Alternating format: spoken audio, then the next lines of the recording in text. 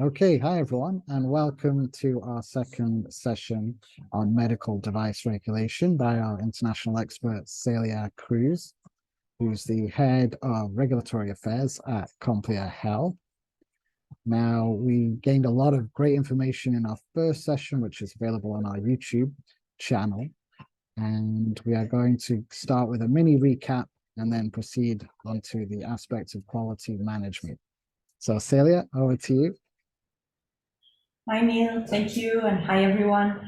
I'm glad to be here to continue talking to you about the beginner's look on the regulatory affairs of medical devices and a little bit perspective of the quality part.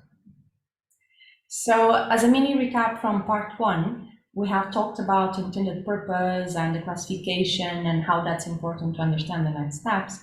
Now I'm going to talk to you about the quality management system and the following steps, what are needed. Of course, I'm going to give you just a very brief overview. There's a lot to say about this topic, but I want to give you it easier for you to understand what is needed in a broad perspective, what is needed to bring a device to the market. So a quality management system is a system that is a set of processes and procedures that tells you what needs to be done, by whom and when. So it tells the responsibilities and what should be done in a company. It ends up taking a perspective in different areas. For example, management. The management responsibilities is a very important part, because without the management commitment from the company, you cannot make that this is something that should be done and show to everyone in the company that this is an important step and who is the different responsibilities to be done, and how you can move with your company forward, and understanding what's the best way, and take the opportunity of having a quality management system to better understand what you could do. Then you have also the part of the resources. And in here you have both the more infrastructure resources, and by that I mean it could be the factory, what you need to have, what are the different requirements that need to be done, what is the work environment needed. I mean, for example, do you need a clean room? Do you need to be wearing protections to deal with the production of your medical device? Or is it something more digital? For example, if you're developing a software, this doesn't mean this is not applicable, but for example, what is the infrastructure of for example, of the servers, what you need to comply, so that the development and also how is your device being built and where it's saved needs to be following a certain set of rules that are defined by what you think is best, and of course by some standards and best practices in industries. Of course, that resources also include human resources, and that's important because you want to have working on the development of the device and the production of the device someone that has the knowledge and the requirements needed to be able to produce something, and to know what they should be doing and why they are doing it. Then we also have the suppliers and the assessment of the suppliers. In here, of course, that depending on the type of device, we may be talking about many different type of suppliers, but one of the biggest parts is when, for example, you have some, for example, an implant or processes, and you have a supplier that provides you with the polymers. You need to understand what is the type of polymer that you want to have, what is the degree of purity, for example, so there are many different sets of characteristics and requirements that you should think, and probably have already thought and not yet systematized, but you need to understand what are these requirements. If there are also some standards that may be applicable and they should be following them. And you need to ensure what is the procedure to ensure that they are going to supply you with the adequate product or service that they are intending to provide, that they give you in the correct conditions, that they are not going to change it without you knowing it. So it's really important so that you're going to build a medical device that is set and has the set of characteristics and is uniform along the time. Then we also have the continuous improvement, where monitoring all these and monitoring, for example, the feedback and the complaints and how is your production working and going on, you can be you can improve your system, you can improve your procedures, you can improve the way you communicate with your clients, or you can improve your medical device. So a quality management system, and specifically this one on quality management system for medical devices, focus a lot on continuous improvement and the willingness to improve your services, not only for the product side, but of course also from the company side. So, and this is in parallel with the post-market surveillance and ensuring that the device, when it's already on the market, it's how is it going, if there's something going wrong, what's the feedback, how are your clients telling you something, or the end user, what is happening to them, or the patient, what's happening to them. So you should have both a proactive and of course a reactive if needed, but also a proactive approach into that sense, and be trying to understand what is happening with your device. I skipped one part, the design, development, and production, because I'm going to tell you a little bit more about that. That part is one of the most important parts, of course, of quality management system of a medical device, because how you develop, how we ensure that your device works and performs in the best way is something of the basis and will need to be assessed in the regulatory process of your solution. One tip: try to implement a quality management system in a way and fulfill it in a way that makes sense for your company. We are talking about many different types of devices, many different types of companies, big and small, and all of them should have this, but this can be implemented in different ways.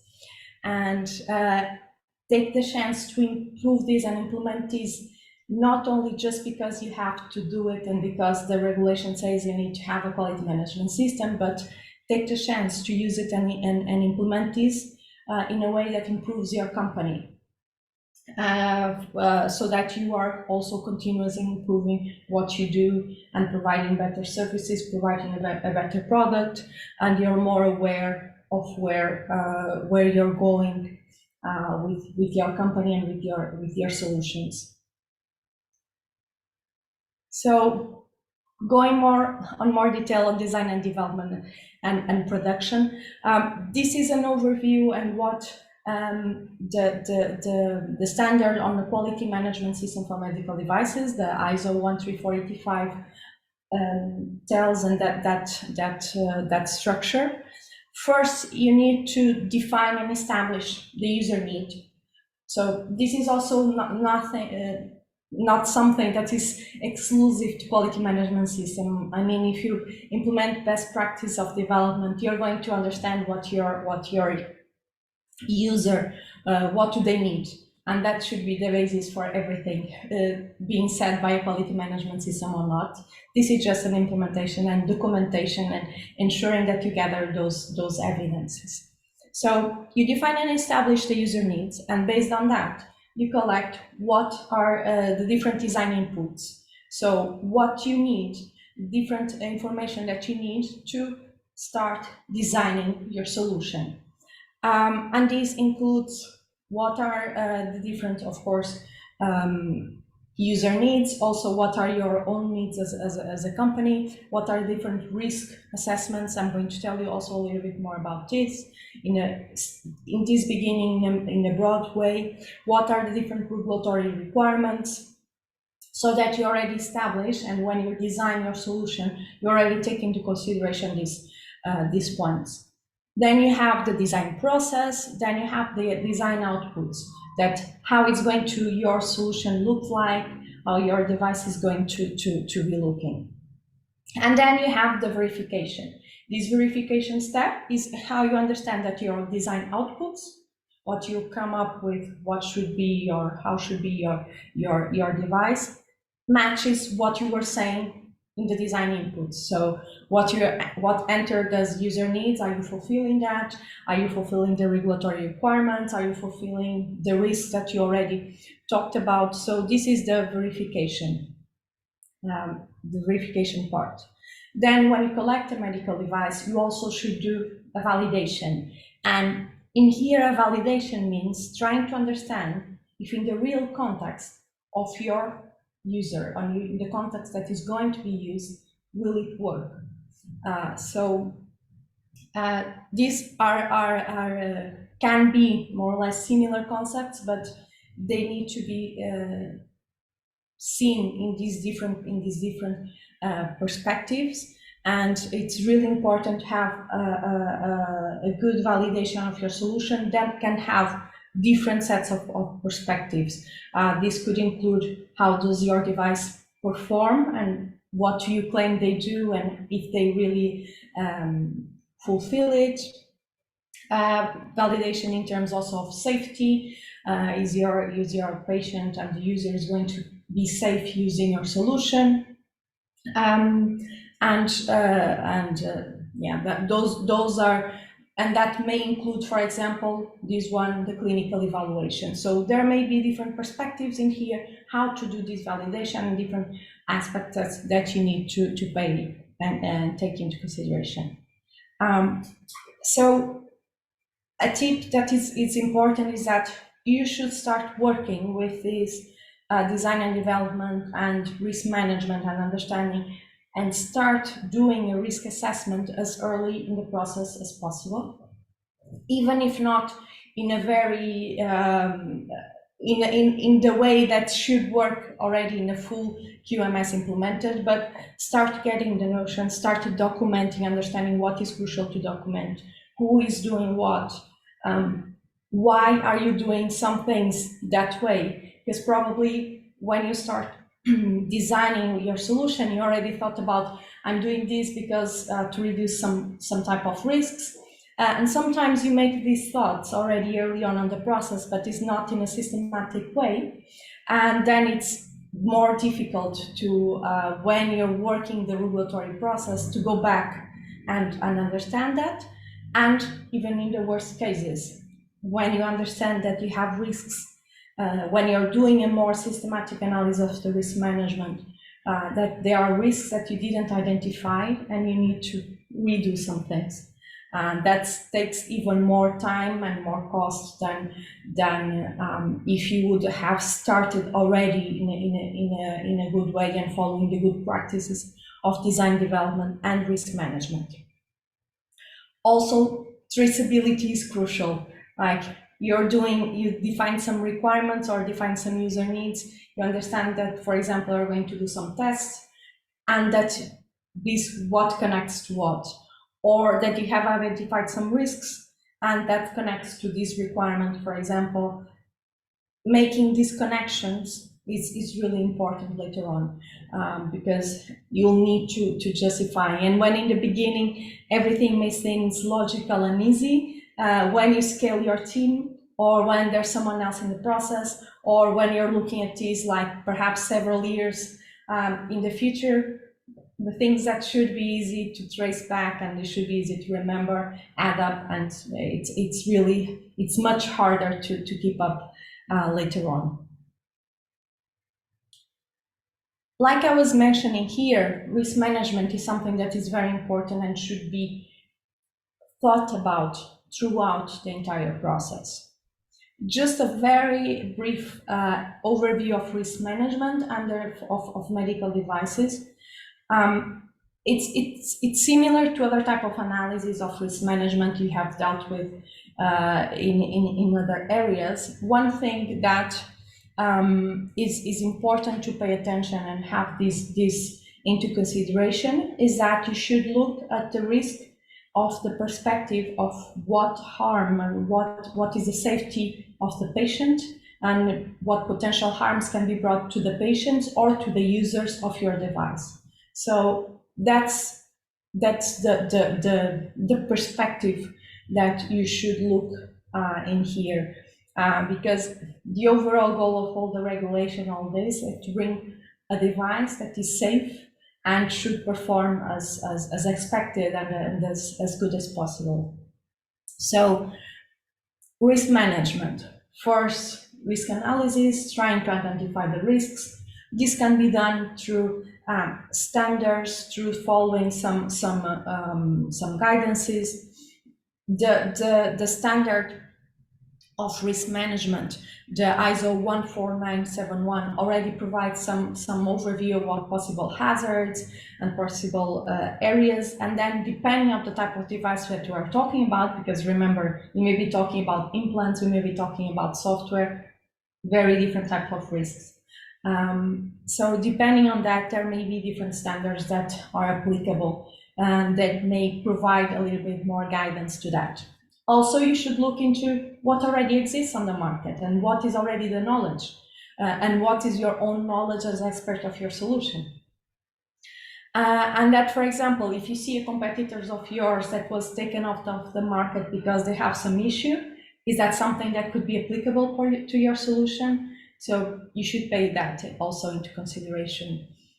So those are just some things to understand and to start identifying the risks. Then you evaluate whether is it probable, how severe is that to happen, what is the probability of the harm to happening to the patient or to the user, and then you try to understand how can I control this, what can I do, what type of measures can I do, should I change my design, is there something that I should do, how can I pass this message and reduce this risk as far as possible. For the user, for the patient. And then you evaluate the overall residual risk, because most of the cases you won't be able to reduce completely and to eliminate those risks. You're going to reduce them, and then there's an overall residual risk of your solution.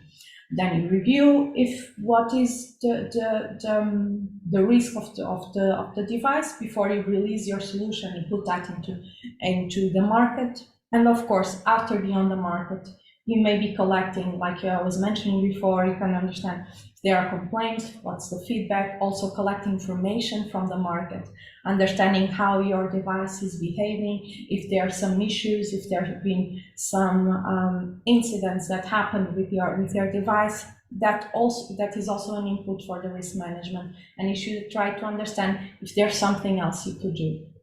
So this is not something that you do once in one time and then I'll keep it and the document is there. No, you should be looking at it and trying to understand what is happening, if there's something else you could do. And for example, in the world of software, and if we can look at this also from the cybersecurity perspective, that's always evolving. I mean, so you really need to be looking at the risk management and pay attention to the risk management in a very close way. So this is part of the quality management system. Just a very brief overview of that. Besides that, you need to collect this information and some of the evidence that you were collecting and how you were doing, designing your device. They can be collected and compiled into the technical documentation. This is the documentation that is going to be shared with the notified body, with the entity that is going to assess your solution, if you're a class higher than class 1. So that they are able to look at it, they ask it that is presented in a clear, organized, readily searchable, and unambiguous manner. So it should be easy for them to be able to understand it and assess it. in a very brief way. So what does it include?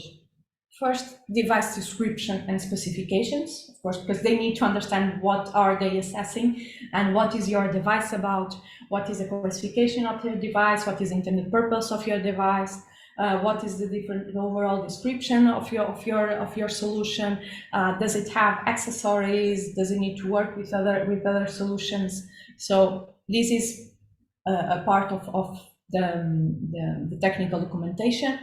Also, information to be presented to the users, and by this I mean there's the label that goes on your device that has the CE mark, that it's going to have the CE mark, also a description of your solution, also possibly some warnings that come up from the risk management. So this information should be presented to the user and should be part of the technical documentation for them to assess if that makes sense.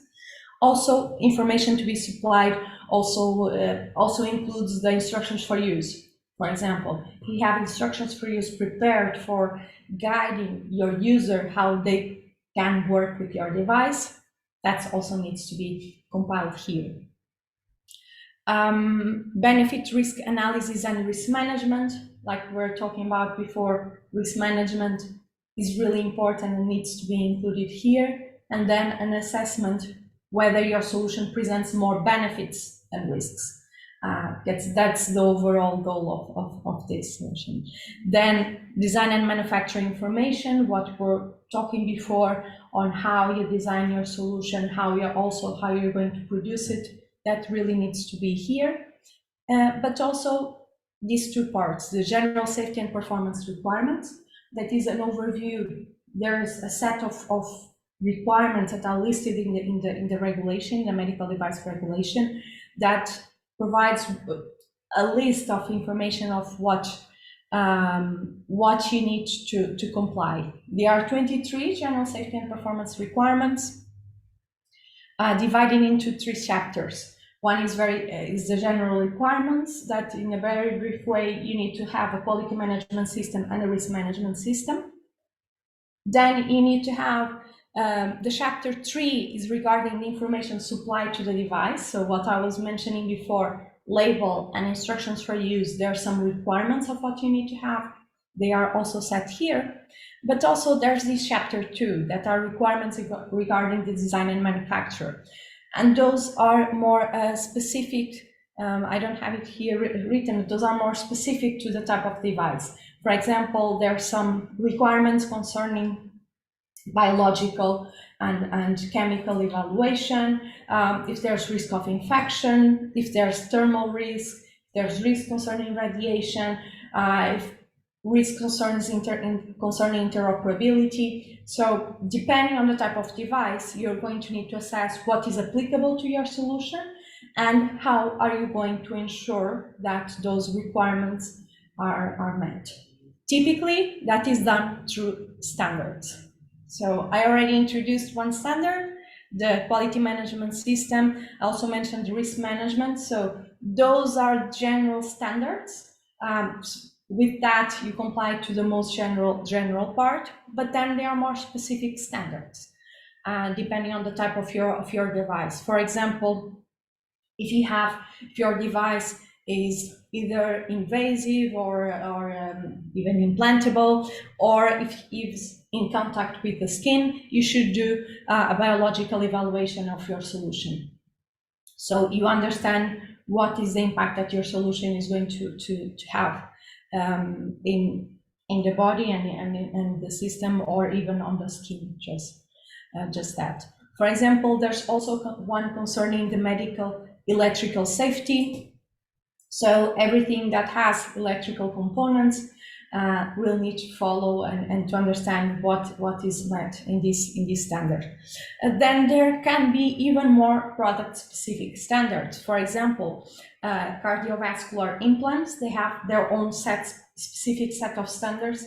When they are already high-risk devices or well-established technologies, the industry has written these kind of standards, and they are considered the best practice, and you should follow them. So First is a way, it's also important to identify which standards does it make sense for you to comply, but also you should pay attention what is the state of the art in the industry, what are the best practices in the industry in a way, so that even if there's not a standard, and there may be not a standard for every type of device or every type of solution, you should follow what is the state of the art and what is being followed, and justify why is that the state of the art of your solution. If you remember here, that will cover the general safety and performance required, but also some part of the product verifications and validations, because following those standards, you will ensure that there are some verifications that your device performs, or that part of the device, component of the device performs as expected, or even some validations of your solution. There are some possible verifications and validations that need to be met. They include biocompatibility, electrical safety and electromagnetic compatibility, software verification and validation, stability, performance and safety. So there are plenty. Of course, not all of them are applicable to your case or to your solution, or may not be applicable. So you need to understand what do you need to comply with your solution. And typically this is done, by a team and by different experts that you may have. That will need to identify what is the best practice in that area, what you need to follow, what you need to ensure in very different perspectives, because there's electrocompatibility, but also remember, for example, there's packaging of your solution, or there's sterilization, or there's ensuring that the device, the lifetime and the stability that your device has is kept a long time, and for how long is it kept, and for how long can you use your device. Software verification validation is also completely different from any of the others that we were talking about, and each of them should have people with their own expertise. And of course, clinical evaluation, that's a very important part, and you need to ensure how safe your device is. First, you need to understand what are the gaps, what already is known, and then fulfill those gaps with studies or with more information. The level of clinical evaluation and the level, if it's needed, clinical investigation or more studies, it's dependent on the level of information that already exists, the type of device, and so there are different factors that may impact what you need and how much you need to ensure and comply with. Remember, the goal here is to ensure the safety of the people and ensure the safety of the users and of the patients, and of course also the performance of your device. That should be as expected, and because that will also provide the benefit risk, because if your device does not perform as expected, perhaps does not have that much benefit as you were claiming before, and that needs to be kept in balance. Just a slight note on AI. Everyone talks about AI nowadays. AI may be also a medical device, will fit within a software as medical device if they have a medical purpose. Remember our part one. And they are subject to the same compliance and enforcement mechanisms as any other medical device. Also, just one note, there's going to be AI Act, another legislative framework that is coming up in the next, in the next year we'll have more information. So you should already pay attention to it, because that is a vertical, an horizontal, so it crosses different areas, not only for healthcare. So it's really important that you have a look at it, because if you have a medical purpose and you have AI, you'll need to comply with MDR, with the AI Act, probably with the GDPR. There's some areas that you may touch there. and perhaps even other regulations. So pay attention to what is happening. Also, one tip: FDA already has some guidances in these terms, more guidance than currently in the EU. But with even so, doesn't mean that it cannot be certified. It's already been certified. AI is medical devices. There are many examples already on the market in the EU, even also in the United States. I already mentioned a little bit that after your device is on the market, you need one really important thing is to keep vigilance and ensuring the goal, again, keeping people safe, keeping patients safe. So understanding and having a system to understand what is happening, collecting that information, and if needed, do some actions. I mean, if there are some serious incidents and someone dies or someone gets injured because of your device, or most likely because of your device, you need to do something and not let it affect too many people, and warn the people as soon as possible. So that's one thing that's really, really important. And that's why you should keep in mind what you need to do before so that it doesn't reach that point. But some devices are high-risk devices, and there may be inevitable that these things may happen. I mean, you cannot know everything in every context, but should be avoided as much as possible. And if it happens, you need to work fast to ensure that lives are safe. So after you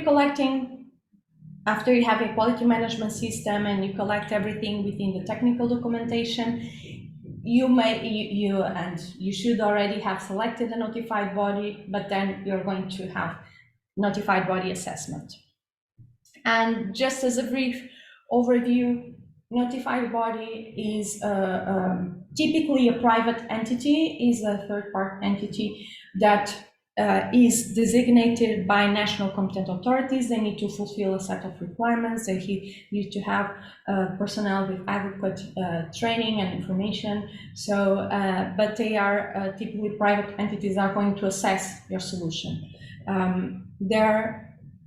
There's not one notified body necessarily per country. There are countries that have many of them. For example, Germany and Italy, I believe right now they have about 8 or 9 each of those countries, that in a notified body in each of those countries. But then there's other countries that have much less notified bodies, and then there are countries, for example, Portugal, currently they have no notified body. And you're open to select the notified body that makes more sense to you, and it is currently still accepting clients and works with your type of or is designated for your type of device. So not every notified body is able to assess every type of devices.